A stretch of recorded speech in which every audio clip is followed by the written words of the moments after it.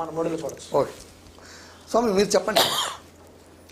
So ముహూర్త బలం అంటే ప్రతి ఒక్కదానికి ముహూర్తం చూసే ముందడు చేసేవారు.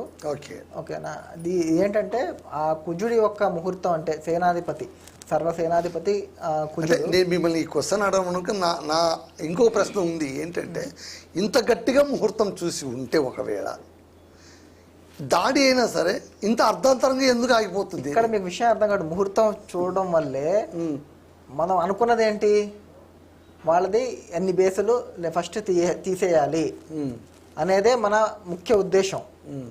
యుద్ధానికి సింధూర్ ఒక మెయిన్ టార్గెట్ కూడా వాళ్ళ ఒక్క మిలిటరీ బేసులు ఏవైతే ఉన్నాయో అది మన గవర్నమెంట్ కూడా ప్రెస్ మీట్లో కూడా వచ్చి చెప్పింది. మేము ఇది 1.0 అనేది సింధూర్ 1.0 సక్సెస్ఫుల్గా కంప్లీట్ అయ్యింది అనే స్టేట్మెంట్ కూడా ఇచ్చారు. సో అక్కడ నిన్న అయిపోయాం మనం. దాని తర్వాత మళ్ళీ వాళ్ళు ఇంకో ఇది సంబరాలు చేసుకున్నారు కాదు. మనం ఫస్ట్ సింధూర్ 2.0లో వాళ్ళు మనకి డ్రోన్స్ పంపించడం వల్ల మనం మళ్ళీ దాన్ని ప్రతిదాడి చేయడం, అప్పుడు మనం లోపలికి వెళ్ళి ఇంకా మిగతా లేపేసాం. కానీ ఫస్ట్ అయితే ఏదైతే అనుకున్నామో ఆ విషయంలో మనం సక్సెస్ అయ్యాం. రెండోది సింధు ఒక నది యొక్క జలాన్ని ఆపడం విషయంలో కూడా మనం సక్సెస్ అయ్యాం. దానికి కూడా ముహూర్తం పెట్టింది అదే సమయానికి. అందువల్ల కుజుడి యొక్క ప్రతిభ ఏదైతే ఉందో, కుజుడు యొక్క చేసే పని ఏదైతే ఉందో దాని కారణంగానే ఆ యుద్ధం అనేది మనం గెలవగలిగాం.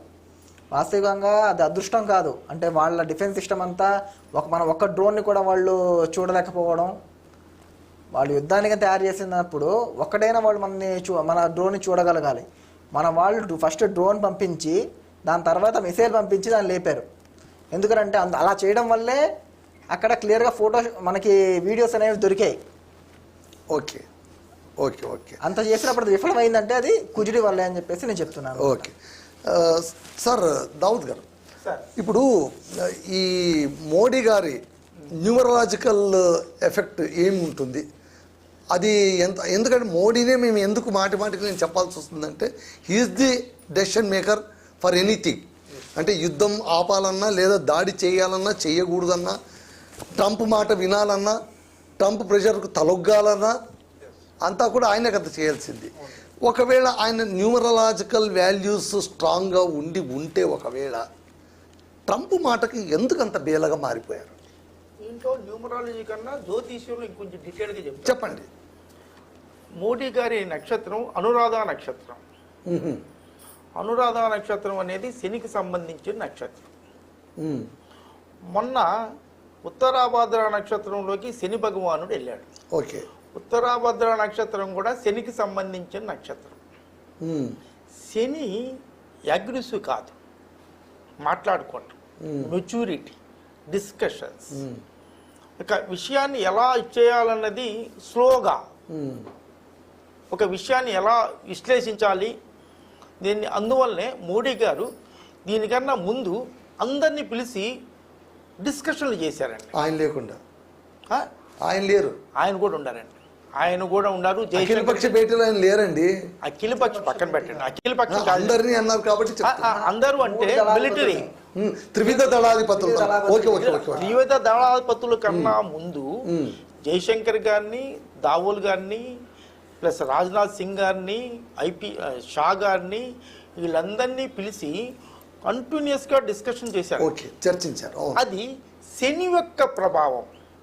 ఇందాక గురువు గారు చెప్పినట్టుగా this is called mundane astrology. ఈ పర్సనల్ జాతకం వేరు, ఈ ముండేన్ అంటే దేశానికి ప్రపంచానికి సంబంధించిన దాన్ని ముండేన్ ఆస్ట్రాలజీ అంటారు.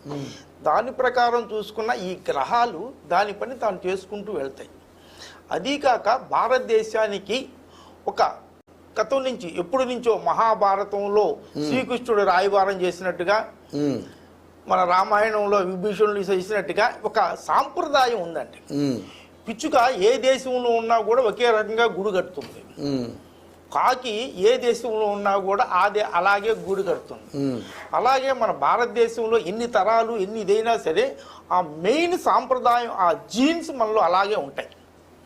మనకి ఎప్పుడు సాంప్రదాయాలు ప్రకారంగా డిస్కషన్ చేసుకొని అది అది ఉందే ఇది సామవేద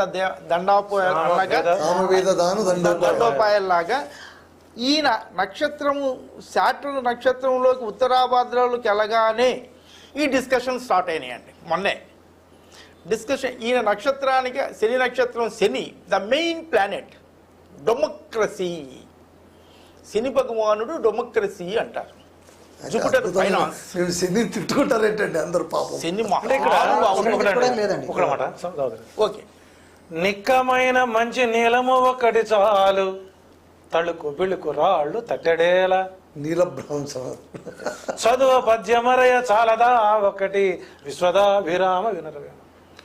ప్రపంచంలో మా దౌర్భాగ్యులు, మా జ్యోతిష్య దౌర్భాగ్యులు శనిని ఒక ఉగ్రవాదిగా చూపించారు. అయ్యో శని పట్టేశాడు మీకు, ఇంకేముంది ఉప్పే అంటే ఎవడన్నా ఇసుకిస్తే శనిగాళ్ళ పట్టుకున్నావు కదరా అంటాడు. శనికి పని పట్టలేదంటే ఇక్కడ వచ్చిన చావు ఏంటంటే మంత్రి ఏమో సూర్యుడు అయ్యాడు, మంత్రి రాజు ఏమో సూర్యుడు అయ్యాడు, కొడుకు తండ్రికి కొడుక్కి quite opposite systems. Shani is a big roller. Okay, క్రమశిక్షణ పెడతాడు, క్రమశిక్షణ ఉంటాడు. తాను పక్క ఇంట్లో ఉంటేనే క్రమశిక్షణలో పెడతాడు, మరి సొంత ఇంట్లో ఉంటే సొంత ఇంట్లో పెట్టుకోడా? అందులో కలియుగానికి అది రాజు ఎవరు? శని. రాహుకేతువులు మంత్రులు అయ్యారు.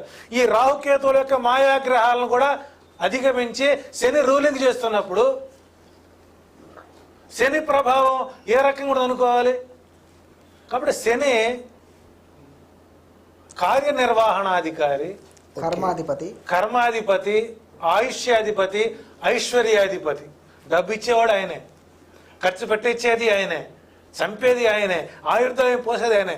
కాబట్టి ఏ మానవుడైతే శనిని తోబుట్టువుగా, తండ్రిగా, గురువుగా, హితుడుగా, సన్నిహితుడుగా పూజిస్తాడో శని అతను జోలికి పోడండి. ఓకే, ఎందుకు ఆలోచించారు శని గురించి? ఓకే, శని గురువు పాఠాలు నేర్పిస్తాడు. అంటే ఇక్కడ చూడండి ఎంత నీచమైనటువంటి రెమెడీ చెప్తారు. శని మీకు బాగాలేదు, ఉప్పు దానం చేసుకోండి. ఉప్పుకు ప్రతిరూప శని అంటారుగా. శని బాగాలేదు, నువ్వులు దానం చేయండి కేజీ బావు. అయితే తీసుకెళ్ళి పక్కొట్లు అమ్ముకుంటాడు,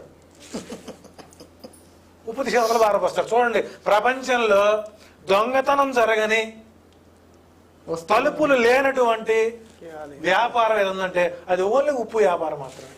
ఉప్పు షాపులకు తాళాలు వేరేయండి, ఓపెన్గా తీసి పెడతారు. పోతే ఉప్పు పోతే పోయింది అనుకుంటారు. మీ ఇద్దరు విషయం చేస్తాను మీకు. నేను చెప్పండి. నేను ప్రకాశం జిల్లాలో చెనగంజమే పెడుతున్నా. ఇక్కడ విజయవాడ నుంచి చీరాల పోవాలి, ఒంగోలు పోవాలి. చీరాల్లో పని అయిపోయింది, ఒంగోలు పోతున్నాను. దారిలో చెనగంజం వెళుతుంటే రాత్రిపూట మా ఎదురు లారీ పోతుంది. ధబేలని ఒక మూట పడిందండి. అబ్బా నా అదృష్టం పడింది అనుకున్నా. చూస్తే మంచి ఉప్పు